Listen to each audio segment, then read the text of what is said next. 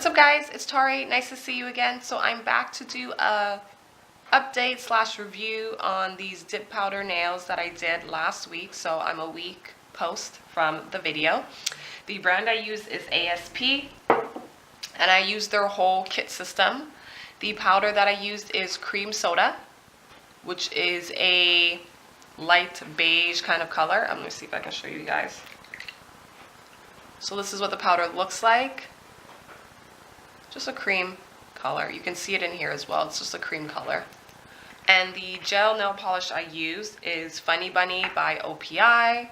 So that's why you're kind of getting like a cream finish. Like if you guys can see, OPI, Funny Bunny by OPI is more of a white nail polish, a white sheer nail polish. But because of the beige underneath, because of the beige base that I have, it became like kind of like a pinky color to me. I don't know what it's reflecting on the camera, but in real life, it's kind of like a pinky nude color.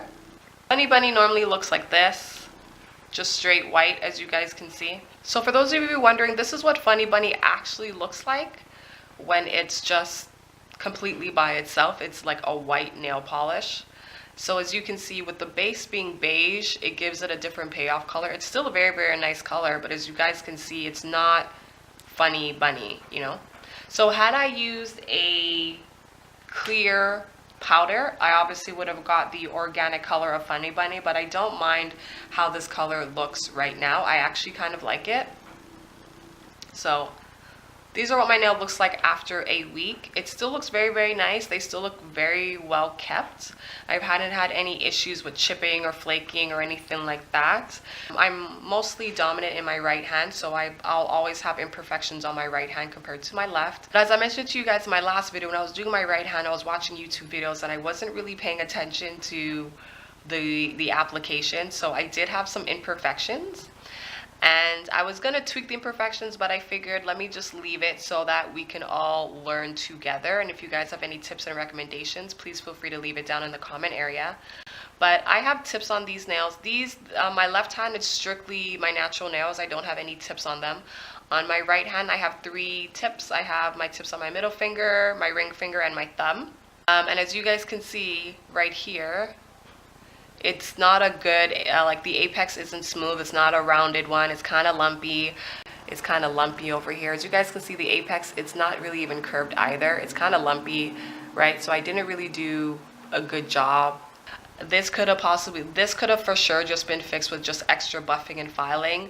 But again, I was kind of lazy. I just wanted to get over the process. If you're like me and you do your nails by yourself, then you know how long of a process it is to actually do your nails.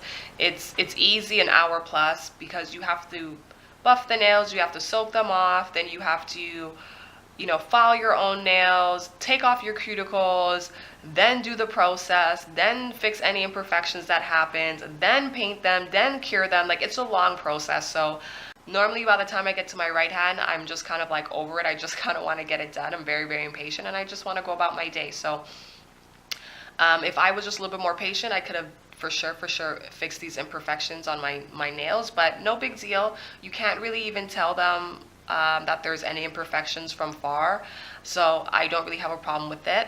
But again, one of my issues was that with these nails, I got some on my cuticle. I got some of the dip powder base on my cuticles, which didn't really help how neat it looks. So as you can see, like on my left hand, everything is more or less kind of neat around my cuticle. With my right hand, not so much, but that's not a deal breaker for me.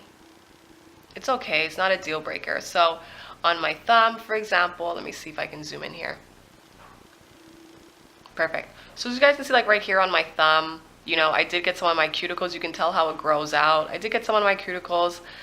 There was no lifting, so what I did was when I got it on my cuticles, I just applied my cuticle oil and then I just kind of like pushed my skin back every so often just to kind of like relieve the tension. Thankfully, I didn't get any lifting or anything like that.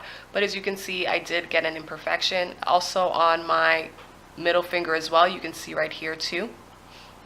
Not the smoothest application. And then again, you can see that it's kind of lumpy right here. There's a lump. So had I just, you know, taken more time and just buffed it down and filed it down, it would have been a smoother transition. But whatever, it's no big deal. It's a learning process. This is my 4th time applying dip powder to my nails, so I'm still getting into the groove of things, but I think I've kind of mastered it now. The longest I've worn dip nail nails, the longest that I've worn dip powder on my nails is about 3 weeks. That's the longest that I've worn it. I could have went longer, but at 3 weeks, it's just, you know, it doesn't look nice in general, so I just kind of took it off. But once again, you guys, I did use the ASP brand for this manicure set. I used the ASP brand. I used it in the color Cream Soda.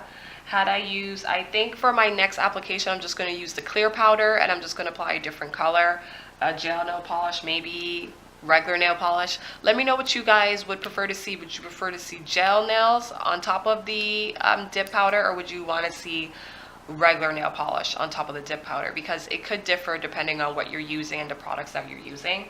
And I did use the whole ASP line, so I used their nail primer. No, I didn't use their nail primer. I used my own pH balancer from OPI, but you can definitely use their nail primer. I used their base, and then I used their gel activator. It also comes with a brush cleaner, which I think is really, really great, because when you're dipping your nails in and out and then applying the base does get kind of clunky, so it's good that they give you a brush cleaner. I like the dip powder method for myself because I have very brittle nails. My nails always split, they're always cracking, they're always breaking, and whenever I would apply gel nail polish or just regular nail polish to my nails, my manicure would never really last because my nails were prior chipped. You know what I'm saying? So the nail polish would just kind of like peel off or flake off because of that. With the dip powder method, I like it. It keeps my nails strong. It keeps my nails secure. And my nails actually look like I got them professionally done. They don't really look like acrylic powder nails. Do you know what I'm saying? And that's one of the reasons why I really like them. And now I can look very, very rich and bougie on a budget by using the dip powder.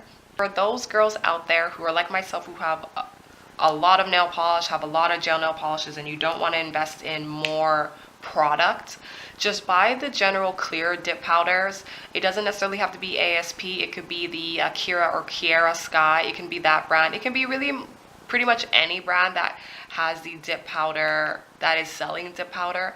Buy the clear, buy the white, and buy a black, and you're fine. I would recommend buying the black or a white base, just because sometimes you have bright colors and you need a white base so that you're not applying so many coats of polish. So if you get a white base and you have like a neon gel nail polish, you won't really have to apply that much coats to get the authentic color because you already have a white base.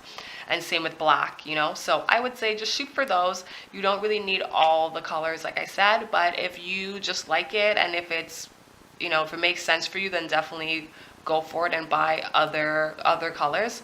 I don't have any regrets in buying the other colors that I have, but at the same time, it's not really necessary because I'm just going to be using my gel nail polishes and regular nail polishes over it. So, you know, did it make sense for me to buy? Yes and no. You know, I can always still use it on anybody else, my girlfriends, my cousins, clients. I can definitely do that as well. So it's not a big loss. In Canada, for the ASP brand, if you're a pro member at Sally's Beauty Supply, it's about $7 or $7.99.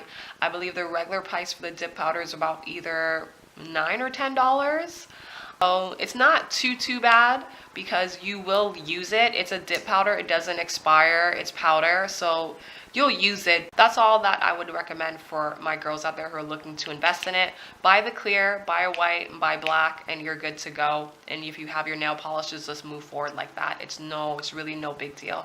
Once again, I'm gonna be doing a new set next week. I'm thinking about doing a brighter color on my nails, so we're gonna see how that's gonna turn out and look. So let me know if you guys have any questions in regards to the dip powder method. Let me know if you have any recommendations. Let me know if you have any tips on how to make them better, and I will talk to you guys in another video. Bye.